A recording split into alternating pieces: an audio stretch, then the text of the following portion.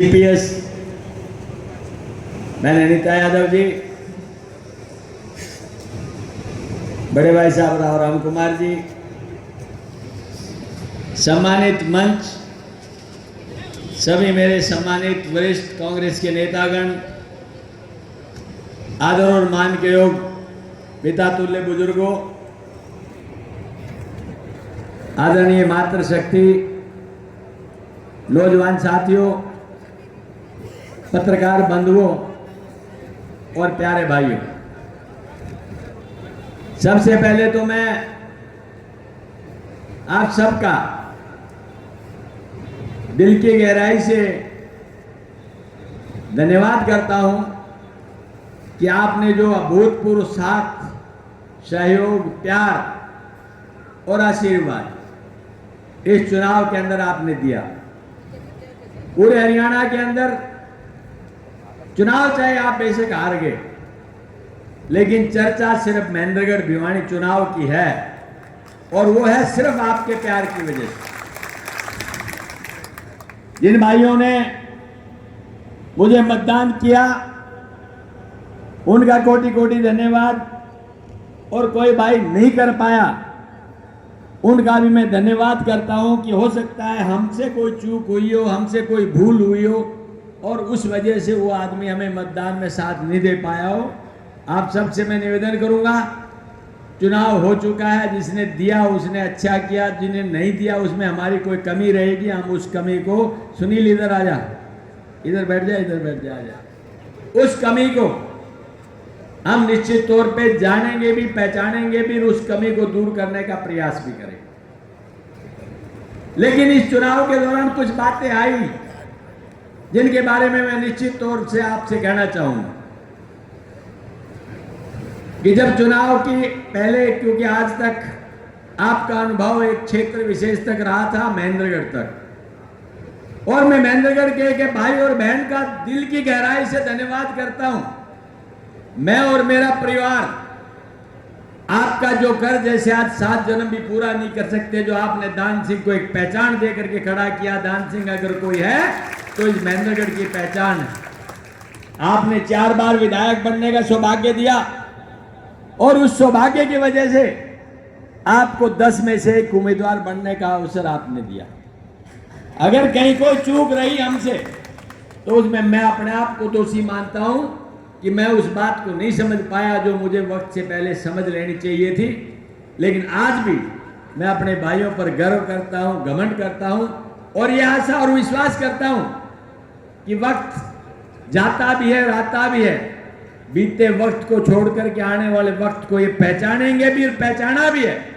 और आने वाले 24 के अंदर जो चुनाव होने जा रहा है, एक नया इतिहास बना करके इस महेंद्रगढ़ का नहीं, इस हरियाणा का, दक्षिण हरियाणा का विशेष तौर पे जो आप विजन लेके चल रहे हैं उसको पूरा करने का प्रयास करें। मैं खास तौर पे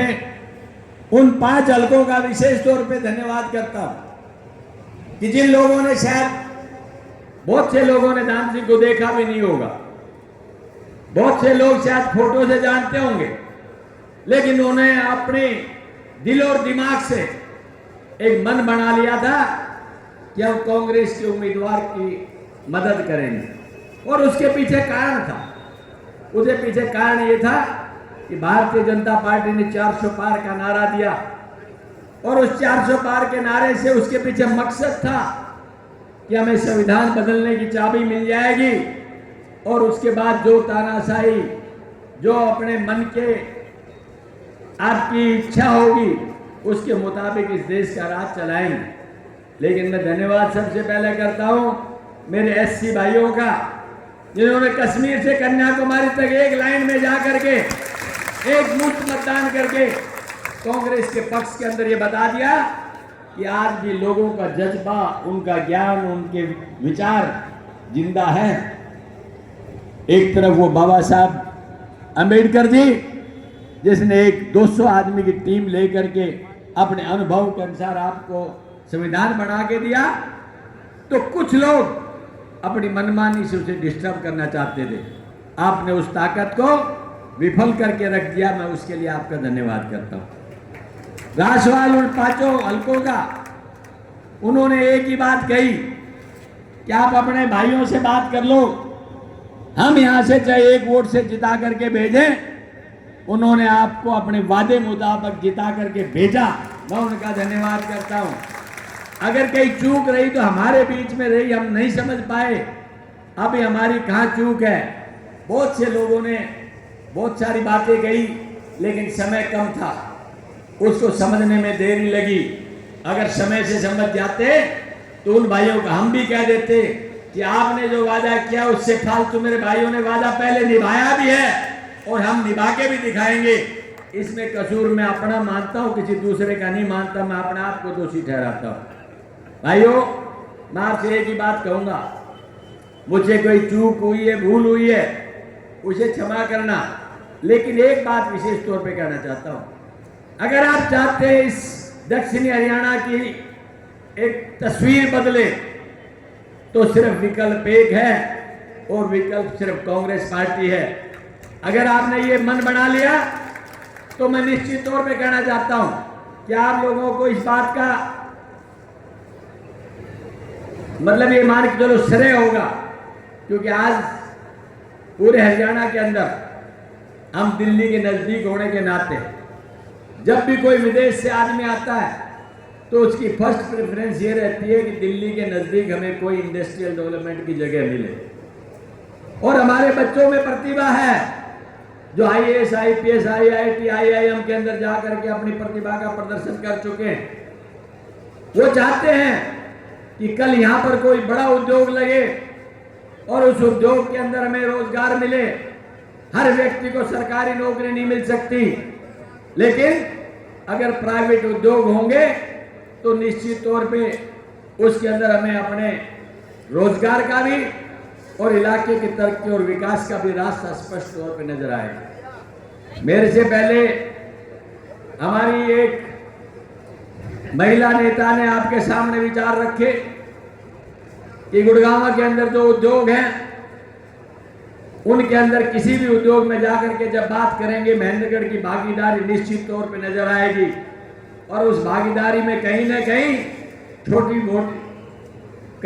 छोटी मोटी आहुति आपके भी प्रयास की जरूर पाएगी। मैं हमेशा एक बात सोचता हूं, आपके घर में रोशनी है, चाहे मुझे दे ना दे, लेकिन उसकी किरण कहीं ना कहीं मुझ तक भी आएगी। मैं अंधेरों से दूर रहना चाहता हूं, अंधेरों से दूर आपको रखना चाहता हूं, ये मेरा अपना विचार। नौजवान बच्चे जिनका भविष्य उज्जवल है, आ रहा है कि वो डी ग्रुप की नौकरी कोई बड़ा समझ करके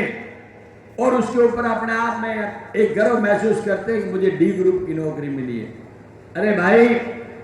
थोड़ा सा हौसला रखो, थोड़ी सी विचार रखो, थोड़ी सी सोच रखो। आपके अंदर वो जज्बा है जो दुनिया में अपना नाम रोशन करके दिखा सकते। इस डी ग्रुप की सीमा तक सीमित मत रहो, ये मैं अपने नौजवान भाइयों से कहना चाहता हूँ। हमारे बुजुर्गों से कहना चाहता हूँ, वो सिर्फ शादी के लालच में उन बच्चों को प्रोत्साहित करते हैं कि ठीक है तेरे को डी ग्रुप की नौकरी मिल गई तो। अरे जिस बच्चे में प्रतिभा है, MSc, BEd, PhD है, अगर उसने हम उस प्रतिभा को अंत करने के लिए डी ग्रुप हमने ज्वाइन करा दिया तो अपने भविष्य को स्वयं हमने ग्रहण लगा दिया। मैं आपसे कहना चाहूंगा, हिम्मत और हौसला रखिए, आज नहीं तो कल फिर अच्छे दिन आपके आने वाले हैं। भाजपा तो झूठ बोलती है अच्छे दिनों के, उन्होंने तो 10 साल में मायूसी के अलावा कुछ नहीं दिया, लेकिन मैं विश्वास दिलाता हूं आने वाली 2024 में सरकार बनेगी और अच्छे दिन वाकई में कोई लेके आएगा तो कांग्रेस पार्टी लेकर के आएगी। लेकिन आपसे विश्वास चाहता हूं, बहकावे में ना आए, झूठ में ना आए। परखा उसे जाता है जिसे परखा नहीं हो, देखा उसे जाता है जिसे देखा नहीं हो। भारतीय जनता पार्टी को 10 साल के अंदर देश और प्रदेश ने देख लिया है और अच्छी तरह हम समझ गए हैं कि इनके इरादे, चाल, चरित्र और चेहरा क्या है। आपको आज जरूरत है हकीकत को पहचानने की, आपको जरूरत है उन लोगों और उन नेताओं की तरफ देखने की जिन्होंने देश की जंग आजादी से लेकर के आज तक की एकता और अखंडता के लिए सब कुछ निछावर कर दिया। अरे है कोई भारतीय जनता पार्टी का नेता ऐसा जो गर्व से कह सकता है कि ये मेरा स्वतंत्रता सेनानी है, ये वो शहीद है जिसने देश के लिए शहादत दी है? हम गर्व से कह सकते हैं कि कांग्रेस पार्टी ने देश की आजादी से पहले और देश की आजादी के बाद भी दो नेताओं की शहादत देकर के आपके बीच दिखाया। आपको एक तराजू में तोल करके फैसला करना होगा। कौन अच्छा कौन बुरा ये सब जानते हैं, लेकिन जान करके भी अनजान बने, उसका मैं समझता हूं शायद अपने आप में एक तरह से गुनाह करने के अलावा कोई दूसरा कार्य नहीं है। मेरे भाइयों में इतनी समझ और सोच है, वो समझेंगे इस बात को। चुनाव आता है, अनेकों बहरूपी आते हैं, चुनाव आता है, अनेकों माहौल के अनुसार, मौसम के अनुसार निकल करके आते हैं, लेकिन आपके विचार और सोच में बात रहनी चाहिए, कौन आपका नेता हो सकता है, कौन भला कर सकता है, किसने भला करके दिखाया है, किसके मन में आज ये विजन है, किसके मन में सोच है,